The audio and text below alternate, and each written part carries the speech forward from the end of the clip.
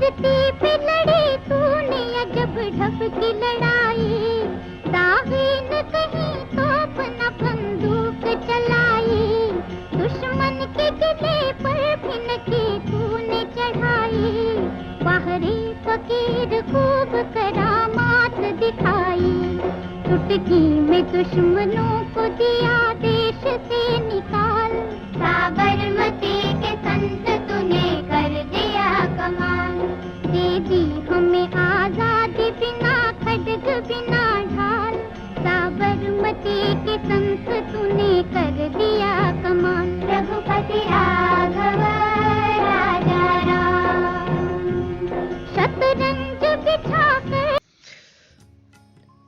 Hello my dear student, welcome back on my YouTube channel. और आज मैं आप लोगों को एक ऐसे शख्सियत से परिचित कराने वाला हूं जिसने इस देश की भविष्य अतीत को ही नहीं इसके भविष्य को भी बदल दिया। तो जी हाँ, हम बात कर रहे हैं महात्मा गांधी का। तो चलिए शुरू करते हैं इनकी जीवन से संबंधित कुछ कहीं अनकहीं बातें। तो यहाँ पर कुछ कोटेशन दिए गए हैं, जैसे अपनी गलती को स्वीकारना झाड़ू लगाने के समान है जो धरातल की सतह को चमकदार और साफ कर देते हैं। तो ये कथन हमारे महात्मा गांधी के द्वारा दिया गया है। अगला है, केवल प्रसन्नता ही एकमात्र इत्र है जिसे आप दूसरों पर छिड़के तो उनकी कुछ बूंदें अवश्य ही आप पर भी पड़ती हैं। जो समय बचाते हैं वे धन बचाते हैं और बचाया हुआ धन कमाए हुए धन के बराबर है। यहाँ पर एक एक पंक्तियाँ इनकी जो कही गई हैं, ये जो है जीवन में चरितार्थ भी होती हैं, और अगर इसका अनुसरण करें तो हम लोग अपने जीवन को काफ़ी सुखमय बना सकते हैं। जैसे पहले वाले में इनकी जो वचन है, इसमें बताया गया कि अपनी गलती को स्वीकारना झाड़ू लगाने के समान है। यानी कि अगर हम अपनी गलती को स्वीकार करते हैं तो जिस तरह से हम लोग अपने कमरे में अपने आसपास झाड़ू लगाते हैं और उसकी साफ सफाई करते हैं, उसी तरह से हम अपने अंदर के दोषों की सफाई जो है अपनी गलती को स्वीकार करके करते हैं।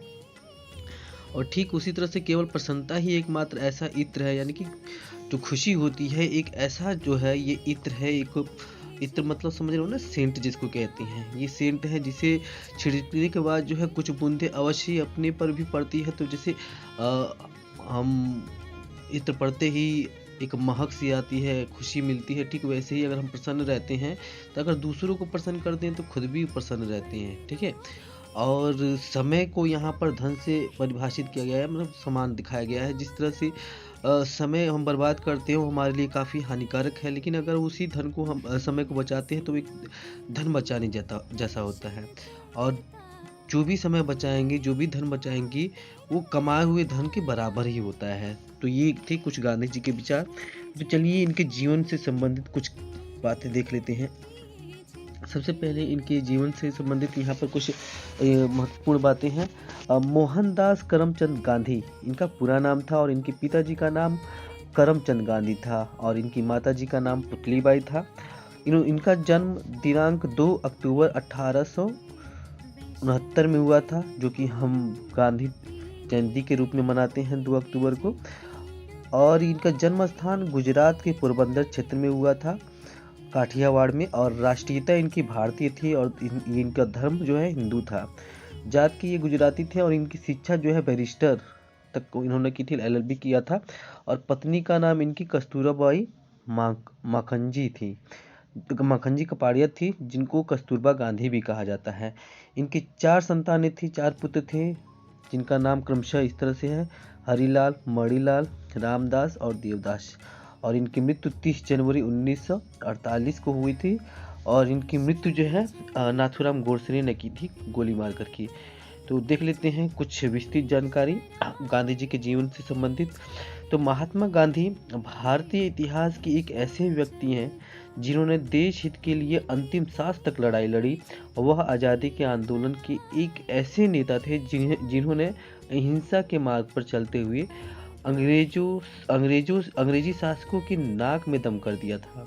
महात्मा गांधी को राष्ट्रपिता के नाम से भी संबोधित किया जाता है। उनकी सत्य और अहिंसा की विचारधारा से मार्टिन लूथर किंग और नेल्सन मंडेला भी काफ़ी प्रभावित थे। महात्मा गांधी ने अफ्रीका में भी लगातार 21 वर्ष तक अन्याय और नस्लभेदी के खिलाफ अहिंसक रूप से संघर्ष किया। जो अंग्रेजों को अफ्रीका में ही नहीं बल्कि भारत में भी महंगा पड़ा। यानी कि जिस समय यहाँ भारत में अंग्रेजों का शासन था, ठीक उसी समय जो है अफ्रीका में भी भारत की तरह अंग्रेजों का वहाँ पर भी शासन था। और वहाँ पर भी जो है गांधी जी ने अंग्रेजों को काफ़ी परेशान किया और यहाँ पर तो उन्हें यहाँ से भगा ही दिया।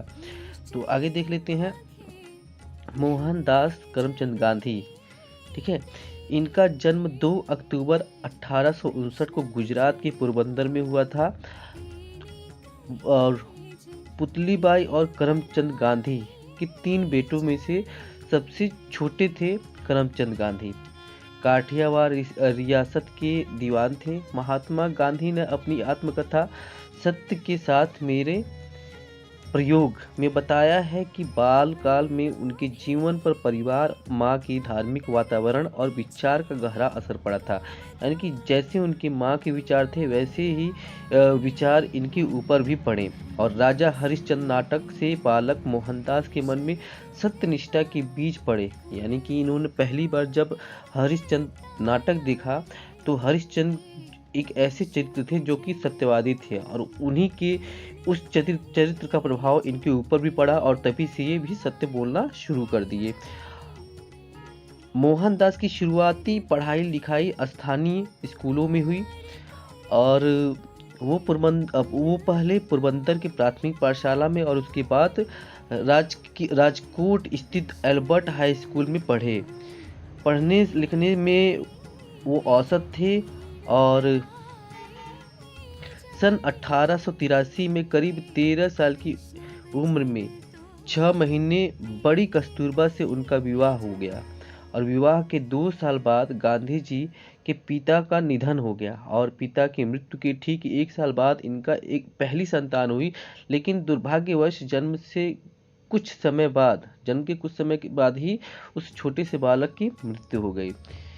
तो उम्मीद है ये इतना आप लोगों को समझ में आ गया। चलिए आगे देखते हैं। फिर बात आती है नवंबर सन 1887 में। ठीक है, अब उन्होंने अपनी मैट्रिक की परीक्षा उत्तीर्ण की यानी कि पास की और जनवरी सन 1888 में इन्होंने भावनगर में श्यामल दास कॉलेज में दाखिला लिया और वो यहाँ से डिग्री प्राप्त की। इसके बाद ये क्या कि ये सीधे लंदन चले गए और वहाँ पर इन्होंने बैरिस्टर बनकर लौटे। कहाँ पर लौटे? भारत लौटे। फिर किसी कारणवश इन्हें जो है 1891 में वकालत की पढ़ाई पूरी करने के बाद ये गांधी जी सीधे भारत आने के बाद जो है ये नौकरी के सिलसिले में वापस दक्षिण अफ्रीका चले गए और 23 साल की उम्र में वह दक्षिण अफ्रीका पहुँचे और 1 सप्ताह बाद डरबन में प्रिटोरिया की यात्रा करते समय उन्हें धक्के मारकर व पीट कर ट्रेन से फेंक दिया गया।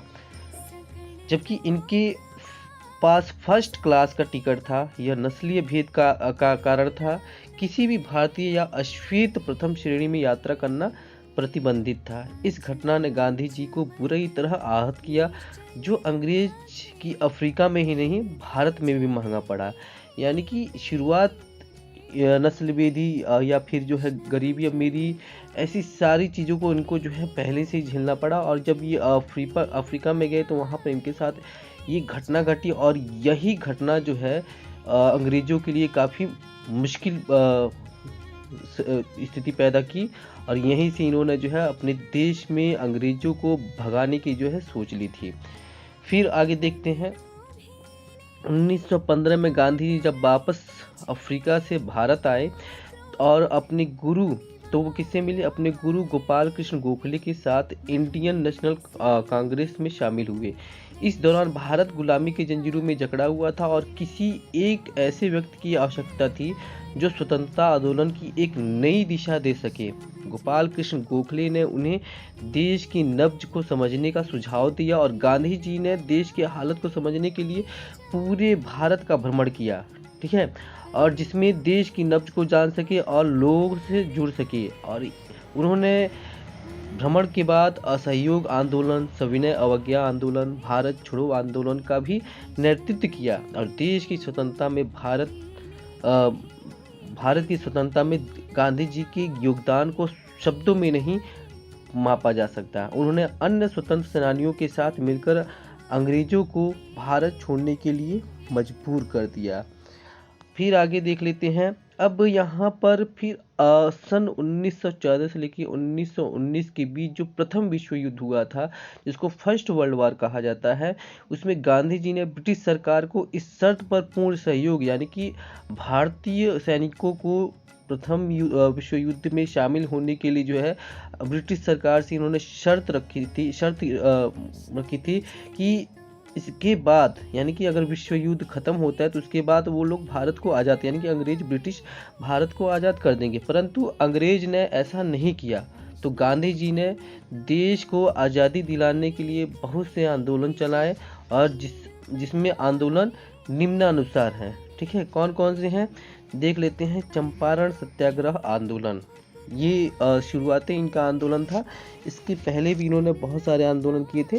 तो चंपारण आंदोलन क्या था? यह 1917 ईस्वी में प्रथम वास्तविक किसान सत्याग्रह था और 3/20 भाग पर अनिवार्य नील की खेती के विरुद्ध सत्याग्रह, जिसे तिनकठिया पद्धति भी कहा जाता है। ठीक है, और इसका कारण क्या था? एक समझौते में, यानी कि किसानों और जो किसान थे और जो किसान मालिक थे, ठीक है, खेतों के मालिक थे, और अंग्रेज थे, इन दोनों के बीच में जो एक समझौता हुआ था, 3/20वें भाग पर उनको नील की खेती करनी ही करनी है। और इसी पद्धति को, इसको एक पद्धति कहा जाता है जिसको तिनकठिया पद्धति कहा गया। और राजकुमार शुक्ल के अनुरोध पर फिर गांधी जी इस जो संघर्ष चल रहा था अंग्रेजों और किसानों के बीच में, इस संघर्ष में वो भी मध्यस्थता करने के लिए आए। और इसमें हुआ क्या कि अवैध वसूली जो 25% ले रहे थे, वो वापस करने के लिए सहमति हुई। और महात्मा गांधी का भारत में सत्याग्रह का प्रथम प्रयास था, और महात्मा गांधी के सफल चंपारण सत्याग्रह से प्रभावित होकर रविंद्रनाथ टैगोर ने उन्हें महात्मा की उपाधि प्रदान की थी। तो उम्मीद है ये समझ में आ गया। फिर बात कर लेते हैं अहमदाबाद मिल मजदूर आंदोलन, जो कि शुरू कब हुआ था? 1918 में। और इसका कारण क्या था? यह विवाद प्लेग जो बोनस को लेकर के था, और महात्मा गांधी ने मजदूरों को 35% बोनस दिए जाने का समर्थन किया था। अब भारत में होने वाली महात्मा की प्रथम भूख हड़ताल थी, और इसमें विशेष क्या था कि न्यायाधिकरण में 35% बोनस देने का निर्णय भी दिया। ठीक है, और फिर बात कर लेते हैं जो खेड़ा सत्याग्रह था 1918 में। इसमें क्या था? ये 1918 में हुआ था। खेड़ा यानी कि गुजरात में पड़ता है। ये एक सत्याग्रह आंदोलन था, और इसमें क्या था? फसल नष्ट हो जाने के बाद भी सरकार लगान वसूल रही थी। ओके, और महात्मा गांधी यहाँ सर्वेंट ऑफ इंडिया सोसाइटी के सदस्य विट्ठल भाई पटेल के साथ पहुंचे और किसानों से लगान देने को कहा। और इसमें विशेष क्या था कि सरकार ने महात्मा गांधी के सत्याग्रह के आगे विवश होकर के यह आदेश दिया कि लगान की वसूली केवल समर्थन किसानों से ही, जो समर्थ किसान हैं, जो देने लायक किसान हैं, उन्हीं से लिया जाए। और खेड़ा में ही महात्मा गांधी ने अपने प्रथम वास्तविक किसान सत्याग्रह को शुरू किया। आगे है खिलाफत आंदोलन। ये खिलाफत आंदोलन कब शुरू हुआ था? 1919 में हुआ था। ठीक है, और सर्वप्रथम असहयोग आंदोलन की अभिव्यक्ति भी थी। और प्रथम विश्व युद्ध के बाद ब्रिटिश व तुर्की के मध्य हुई सेवर्स की संधि से तुर्की के सुल्तान के समस्त अधिकार छीन लिए, और विश्व के सभी मुस्लिम तुर्की के सुल्तान को खलीफा मानते थे। और अतः इस कारण को लेकर के भारतीय मुसलमानों में रोष था। यानी कि जो प्रथम विश्व युद्ध हुआ था, वहाँ पे जो तुर्की सुल्तान थे, जिसको लोग खलीफा मानते थे, ठीक है, उनके जो भी अधिकार थे वो सारे के सारे अंग्रेजों ने छीन लिया था। और इसी का विरोध जो है भारत के मुसलमान कर रहे थे। तो 1919 को दिल्ली तथा 1920 के केंद्रीय खिलाफत समिति ने कलकत्ता अधिवेशन में सरकार के साथ सहयोग करने का प्रस्ताव स्वीकार किया, और महात्मा गांधी ने खिलाफत के प्रश्न को हिंदुओं और मुस्लिमों को एक राष्ट्रीय मंच पर लाने का जो है पूरा का पूरा प्रयोग भी किया, और प्रथम प्रयोग किया। और इसका परिणाम क्या हुआ, विशेष क्या हुआ? यह आंदोलन 1924 ईस्वी में उस समय समाप्त हुआ जब तुर्की में मुस्तफ़ा कमाल पाशा के नेतृत्व में बनी सरकार ने खलीफा का पद समाप्त कर दिया। ठीक है, तो तो उम्मीद है ये भी समझ में आ गया। इसके बाद जो है असहयोग आंदोलन, सविनय अवज्ञा आंदोलन, व्यक्तिगत इन सभी आंदोलन के बारे में हम लोग आगे डिटेल से पढ़ेंगे। तो ये जो कुछ विशेष आंदोलन थे जिसे हम लोग समझ चुके हैं। आगे देख लेते हैं, इसे एक विस्तृत जानकारी इस लंबा प्रकाश डाला जाएगा। तो चलिए शुरू करते हैं, आगे इसके वीडियो को बढ़ाते हैं। अब बात करते हैं चंपारण, ठीक है, चंपारण और खेड़ा आंदोलन, इसकी पूरी डिटेल में पढ़ते हैं। ये गांधी जी द्वारा सन 1918 में चला गया चंपारण और खेड़ा सत्याग्रह भारत में उनके आंदोलनों की शुरुआत थी और उनमें वे सफल भी रहे। ये सत्याग्रह ब्रिटिश लैंडलॉर्ड के खिलाफ चलाया गया था और इन ब्रिटिश लैंडलॉर्ड द्वारा भारतीय किसानों को नील, ठीक है, इंडिगो की पैदावार करने के लिए जोर डाला जा रहा था और इसी के साथ हद तो यह थी कि उन्हें यह नील एक निश्चित कीमत पर ही बेचने के लिए भी विवश किया जा रहा था, यानी कि उसकी रेट जो है, जो प्राइस है, जो दर है, उसे कम करके बेचना था और भारतीय किसान ऐसा नहीं चाहते थे। तब उन्होंने महात्मा गांधी की मदद ली और इस पर गांधी जी ने एक अहिंसात्मक आंदोलन चलाया और इसमें सफल रहे और अंग्रेज को इसकी बात, यानी कि जो इन्होंने कहा, उनके सामने जो रखा और अंग्रेजों को इनकी बात माननी पड़ी। और इसी वर्ष यानी कि 1918 में ही, लगभग 1918 में ही क्या हुआ, खेड़ा नामक एक गांव था जो गुजरात प्रांत में स्थित था, वहां बाढ़ बहुत आ गई थी और वहां के किसान ब्रिटिश सरकार द्वारा लगाए जाने वाले टैक्स भरने में असक्षम थे और तब उन्होंने इसके लिए गांधी जी का सहायता ली और तब गांधी जी ने असहयोग यानी कि नॉन कोऑपरेशन नामक हथियार का प्रयोग किया और किसानों को टैक्स से छूट दिलाने के लिए आंदोलन किया और इस आंदोलन में गांधी जी को जनता से बहुत समर्थन मिला, यानी कि शुरुआत इन्होंने जनता के बीच लोकप्रिय होना अब शुरू हो गए थे और आखिरकार मई 1918 में ब्रिटिश सरकार को अपने टैक्स संबंधी नियमों में किसानों को राहत देने की घोषणा करनी पड़ी। फिर आगे देख लेते हैं, ये खिलाफत आंदोलन तो मैंने अभी बताया है, एक बार फिर से देख लेते हैं। ये सन 1919 में हुआ था और गांधी जी को इस बात का एहसास होने लगा था कि कांग्रेस कहीं न कहीं कमज़ोर पड़ रही है, ठीक है।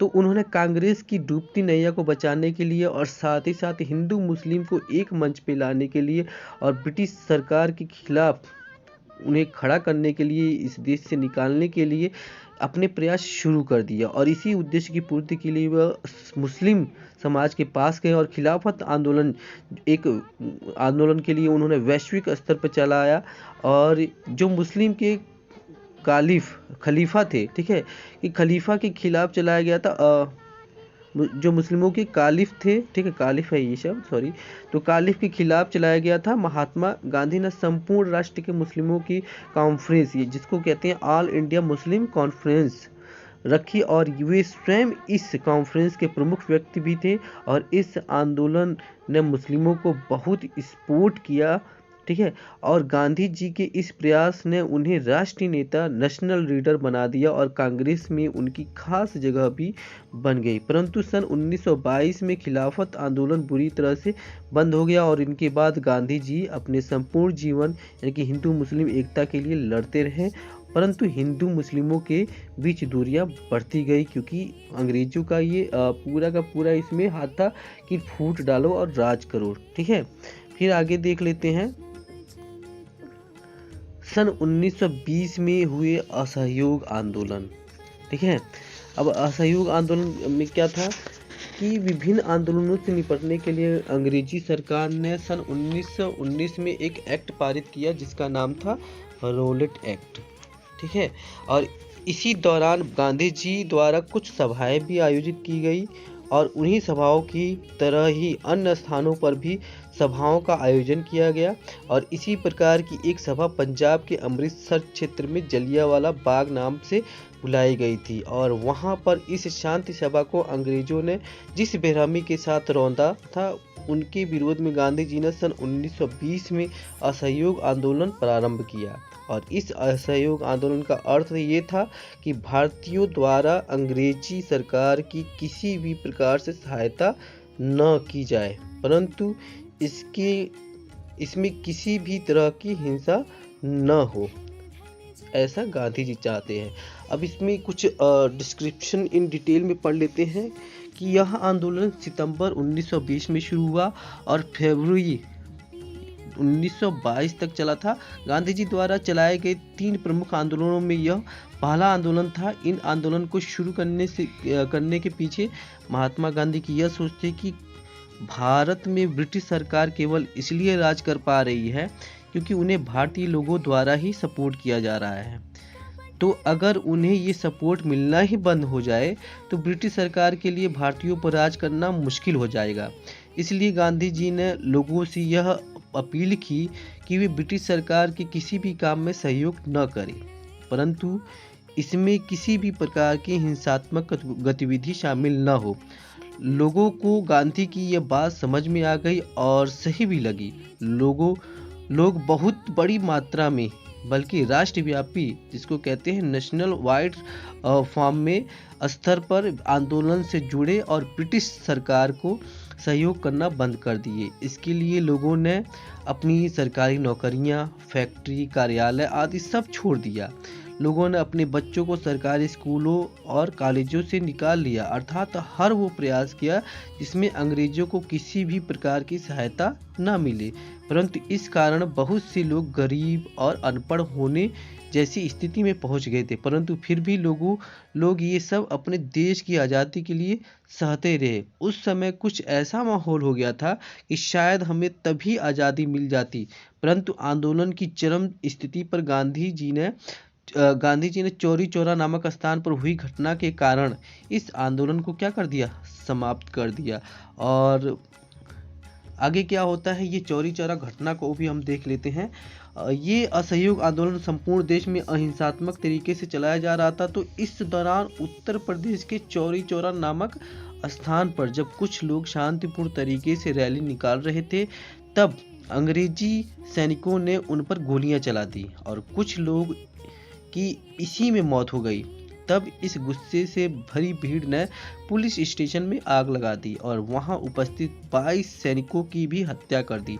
तब गांधी जी ने कहा था कि हमें संपूर्ण आंदोलन के दौरान किसी भी हिंसात्मक गतिविधि को नहीं करना था। शायद हम अभी आज़ादी पाने के लायक नहीं हुए हैं, और इस हिंसात्मक गतिविधि के कारण उन्होंने आंदोलन वापस ले लिया। यानी कि ये घटना कब की है, ये घटना 1920 से 22 के बीच की है। अगर उस समय देशवासियों ने एकजुट होकर के शांतिपूर्ण तरीके से किया होता तो उसी समय भारत आज़ाद हो गया होता। अब बात कर लेते हैं दूसरे बड़े आंदोलन की, जिसका नाम है सविनय अवज्ञा आंदोलन। और ये कब हुआ था, 1930 में हुआ था। उसी के साथ साथ नमक सत्याग्रह आंदोलन और दांडी यात्रा भी हुआ था, ठीक है, जिसे हम सिविल ओबीडिएंट मूवमेंट और साल्ट सत्याग्रह मूवमेंट और दांडी मार्च भी कहते हैं, ठीक है। अब देख लेते हैं इन तीनों को। सन 1930 में महात्मा गांधी ने अंग्रेजों के खिलाफ एक और आंदोलन की शुरुआत की और इस आंदोलन का नाम था सविनय अवज्ञा आंदोलन, सिविल ओबीडिएंस मूवमेंट। और इस आंदोलन का उद्देश्य यह था कि ब्रिटिश सरकार द्वारा जो भी नियम कानून बनाए जाए उन्हें नहीं मानना और उनकी अवहेलना करना। जैसे ब्रिटिश सरकार ने कानून बनाया था कि कोई भी नमक नहीं बनाएगा, तो 12 मार्च सन 1930 को उन्होंने इस कानून को तोड़ने के लिए अपनी दांडी यात्रा शुरू की और वे दांडी नामक स्थान पर पहुँचे और वहां जाकर नमक बनाया था। और इस प्रकार यह आंदोलन भी शांतिपूर्ण ढंग से ही चलाया गया और इस दौरान कई लीडर और नेता ब्रिटिश सरकार द्वारा गिरफ्तार भी किए गए थे। अब इससे संबंधित कुछ विस्तृत जानकारी और भी देख लेते हैं।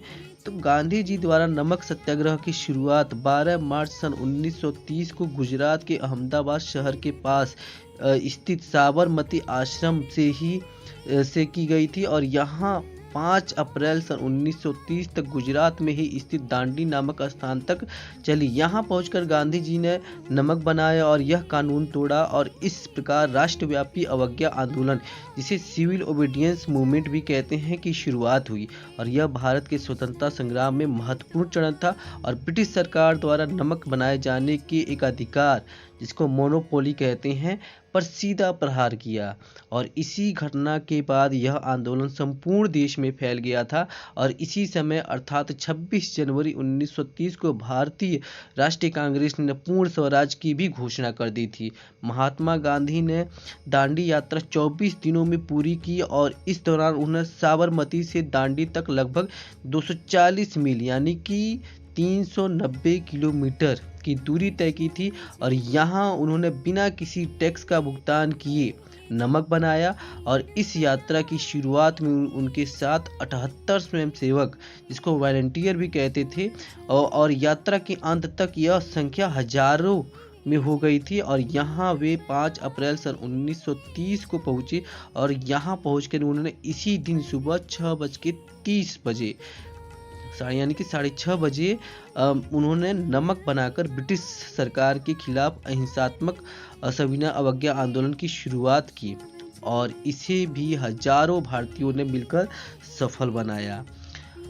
और यहाँ नमक बनाकर महात्मा गांधी ने अपनी यात्रा जारी रखी और यहाँ से वे सीधे दक्षिण अफ्रीका की ओर के समुद्र तटों की ओर बढ़े।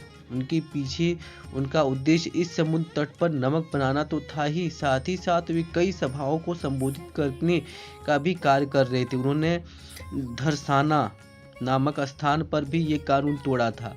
4 से 5 मई सन 1930 अर्धरात्रि मिडनाइट को गांधी जी को गिरफ्तार कर लिया गया। उनकी गिरफ्तारी और इस सत्याग्रह ने पूरे विश्व का ध्यान भारत के स्वतंत्रता संग्राम की ओर खींचा और ये सत्याग्रह पूरे वर्ष चला और गांधी जी की जेल में रिहाई के साथ ही खत्म हुई। यानी कि जब उन्हें रिहाई दे दी गई तब जाके ये सत्याग्रह आंदोलन रोका गया।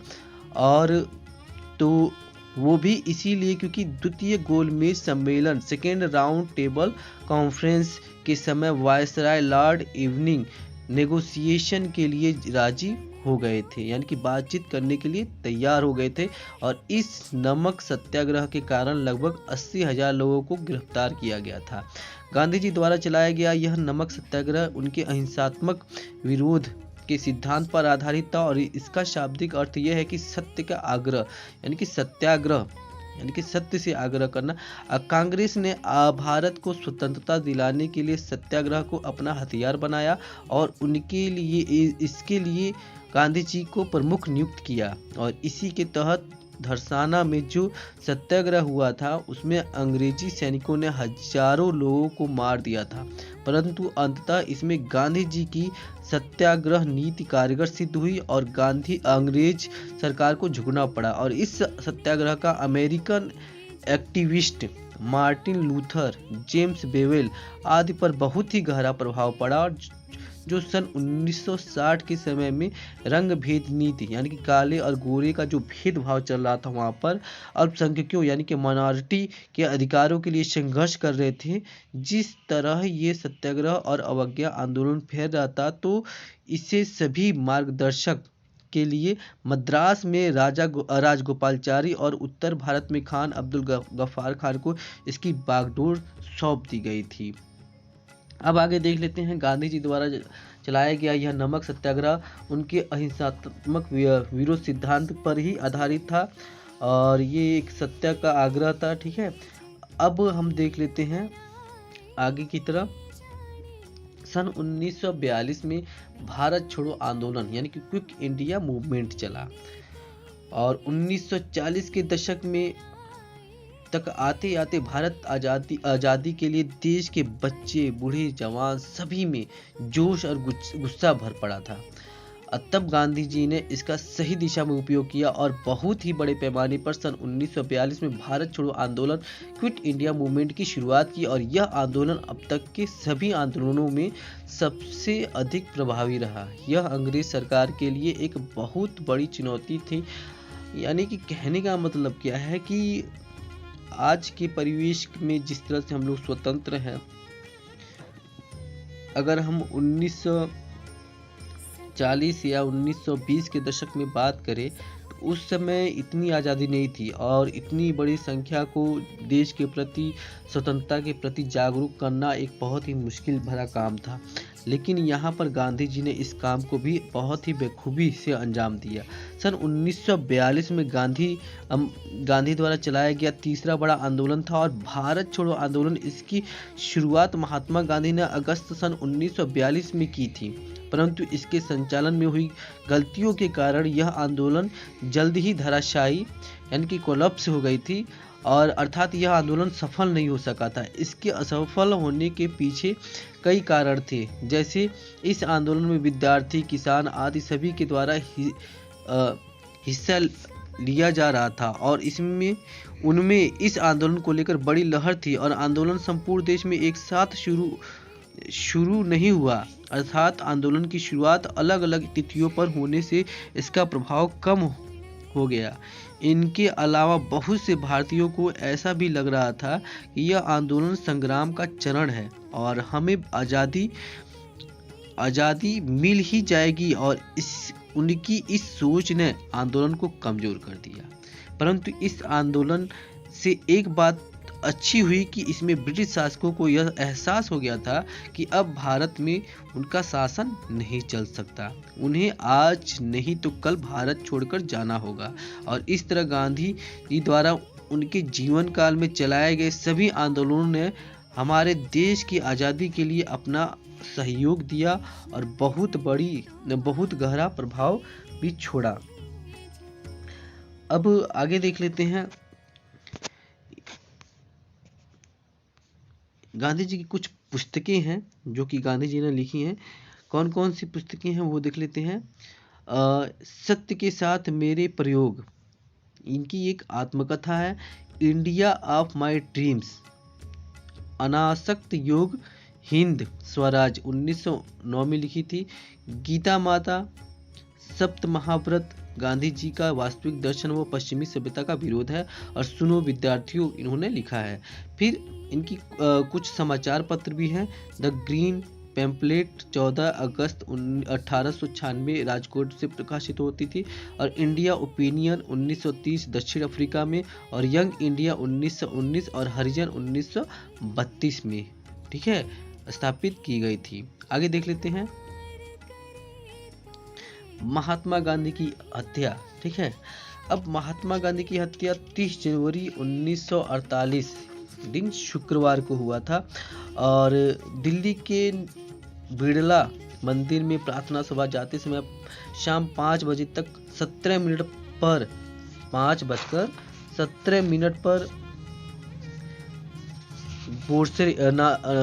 पर नाथूराम गोडसे ने महात्मा गांधी की हत्या कर दी। महात्मा गांधी की हत्या में प्रयुक्त अस्त्र 9 mm की स्वचालित इटली निर्मित बैर गट्टा गन थी, जिसकी क्रम संख्या 606824 थी और जिसका निर्माण 1934 में हुआ था। नाथूराम गोडसे को यह गन गंगाधर दत्तवंडे ने दी थी, जिसे उसने जगदीश प्रसाद गोयल से खरीदा था। घटना के बाद दिल्ली के तुगलक रोड पुलिस स्टेशन पर प्राथमिकी FIR दर्ज की गई थी। ये आप देख सकते हैं नाथूराम गोडसे का यहाँ पर इमेज बना हुआ है। इसके साथ साथ जो है आगे देख लेते हैं। गांधी जी की मृत्यु पर एक अंग्रेज ऑफिस थे, उन्होंने क्या कहा था कि जिस गांधी को हमने इतने वर्षों तक कुछ नहीं होने दिया ताकि भारत में हमारे खिलाफ जो माहौल है और न बिगड़ जाए, और उस गांधी को स्वतंत्र भारत एक वर्ष भी जीवित नहीं रख सका। यानी कि पूरा जीवन उन्होंने जो है भारत को स्वतंत्र कराते हुए बिताया, लेकिन जब भारत स्वतंत्र हुआ तो उन्होंने क्या किया, तो हमारे देश की जो नाथूराम गोडसे थे उन्होंने उन्हें गोली मार दी, जो कि न्यायोचित नहीं था। अब जो भी कारण रहा हो, उनका व्यक्तिगत कारण रहा हो या सामाजिक कारण रहा हो, वो तो अलग बात है, लेकिन ये जो भी नाथूराम गोडसे द्वारा किया गया, ये इसको कुकृत्य ही कहा जाएगा, ठीक है। महात्मा गांधी द्वारा कुछ आश्रम भी स्थापित किए गए थे, जैसे फिनिक्स फार्म जो डरबन दक्षिण अफ्रीका में है, टालस्टॉय फार्म ये भी जोहान्सबर्ग दक्षिण अफ्रीका में ही है, सत्याग्रह आश्रम ये कोचरब अहमदाबाद में है, साबरमती आश्रम ये साबरमती नदी पे अहमदाबाद में स्थित है, अनाशक्ति यानी अनाशक्ति आश्रम, ठीक है, ये कौसानी उत्तराखंड में स्थापित किया गया था, और सेवाग्राम आश्रम जिसे वर्धा भी कहा जाता है ये महाराष्ट्र में स्थापित किया गया था। महात्मा गांधी की उपाधि भी थी। महात्मा गांधी को महात्मा की उपाधि प्रथम बार रविंद्रनाथ टैगोर ने दी थी, ठीक है, रविंद्रनाथ ठाकुर ने दी थी, और नहीं बल्कि डॉक्टर प्राण जीवन मेहता यानी कि कहा तो था रविंद्रनाथ टैगोर ने, ठीक है, लेकिन अगर वास्तविक रूप से देखा जाए तो इसे प्राण जीवन मेहता ने दी थी। और यह दावा शिमला के इतिहासकार S.R. मल्होत्रा ने अपनी पुस्तक the Mahatma and the doctor में किया है। उन्होंने मेहता के जो मेहता थे, ठीक है, मेहता के गोपाल कृष्ण गोखले को लिखे उस पत्र को भी प्रकाशित किया है जिसमें गांधी जी को प्रथम बार महात्मा कहा गया है। यह पत्र 1909 में लिखा गया था, जबकि अब तक कहा जाता रहा कि कवि रविंद्रनाथ टैगोर ने 1919 ईस्वी के समय में प्रथम बार गांधी को महात्मा कहा गया था, ठीक है। और महात्मा गांधी से संबंधित कुछ स्थल भी हैं, जैसे गुजरात का पोरबंदर जहां गांधी जी का जन्म हुआ था, ठीक है, वर्तमान में वो कीर्ति मंदिर कहा जाता है। मुंबई का मणि भवन, इसी भवन में अंग्रेजी साप्ताहिक यंग इंडिया और गुजराती साप्ताहिक नव जीवन का प्रकाशन शुरू हुआ था। बिहार का चंपारण, भारत में प्रथम सत्याग्रह यहीं से शुरू किया गया था। गुजरात का दांडी शहर, 12 मार्च 1930 को नमक सत्याग्रह शुरू किया गया था, जिसे दांडी मार्च के नाम से भी जाना जाता है। फिर गुजरात का साबरमती आश्रम जो 1917 से 1930 तक रहे और गांधी का प्रतिज्ञा किए कि जब तक भारत आज़ाद नहीं होगा इस आश्रम में नहीं लौटेंगे। फिर महाराष्ट्र का सेवाग्राम जो कि महाराष्ट्र के वर्धा में जिले जहां पर प्राथमिक शिक्षा नीति बनाई, जिसे वर्धा योजना भी कहा जाता है। पुणे का आगा खां पैलेस जो 1942 और 44 तक यही रहे, और कस्तूरबा गांधी व महात्मा गांधी के सचिव महादेव देसाई का निधन भी यहीं हुआ था। कोलकाता का बेला घाट जो कि 15 अगस्त 1947 को स्वतंत्रता के समय शांति वार्ता में व्यस्त थे। और फिर दिल्ली का गांधी स्मृति जो 1947 से 48 तक जीवन के अंतिम दिन यहीं पर इन्होंने व्यतीत किया था। तो गांधी जी से संबंधित कुछ ये महत्वपूर्ण स्थल थे। आगे देख लेते हैं। गांधी जी ने स्वदेशी आंदोलन भी चलाया था, जिसमें उन्होंने सभी लोगों से विदेशी वस्तुओं का बहिष्कार करने की मांग, फिर स्वदेशी कपड़ों आदि के लिए स्वयं चरखा चलाने और कपड़ा भी बनाया। और गांधी जी ने देश विदेश में कुछ आश्रमों की भी स्थापना की, जैसे कि मैंने अभी बताया। टालस्टॉय आश्रम, भारत का साबरमती आश्रम बहुत ही प्रसिद्ध हुआ। और गांधी जी आत्मिक शुद्धि के लिए बड़े ही कठिन उपवास भी किया करते थे। और 2 अक्टूबर को गांधी जी के लिए जन्मदिवस के रूप में मनाया जाता है, जिसे गांधी जयंती भी कहा जाता है। और इस प्रकार गांधी जी बहुत ही महान व्यक्ति थे। गांधी जी ने अपने जीवन में अनेक महत्वपूर्ण कार्य किए, जिसकी ताकत सत्य और अहिंसा थी। और आज भी हम उनके सिद्धांतों को अपनाकर समाज में महत्वपूर्ण बदलाव ला सकते हैं। कहने का मतलब है कोई भी काम अगर सत्य अहिंसा से होता है, ठीक है, और आज तो मुश्किल है इस समय भी, लेकिन फिर भी अगर सत्य अहिंसा से काम होता है तो वो अपने आप में एक बहुत बड़ी उपलब्धि है। ठीक, कहते हैं ना कि मारने वाले से क्षमा करने वाला सबसे बड़ा ताकतवर होता है, तो वही थे गांधी जी। तो आज के इस एपिसोड में हम लोगों ने जान लिया कि गांधी से संबंधित कुछ महत्वपूर्ण तथ्य, और फिर मिलते हैं हम अगले वीडियो में एक नए महापुरुष के लेकर के आएंगे और उनसे संबंधित संपूर्ण जानकारी लेके आएंगे। इस वीडियो में वैसे अगर मैं अगर लिखता तो और भी बहुत सारी जानकारियां थी, लेकिन समय के अभाव में हम नहीं लिख पा रहे हैं, ये नहीं बता पा रहे हैं, और ये वीडियो काफ़ी लंबा होता जा रहा है। तो फिर हम एक नई वीडियो में मिलेंगे गांधी से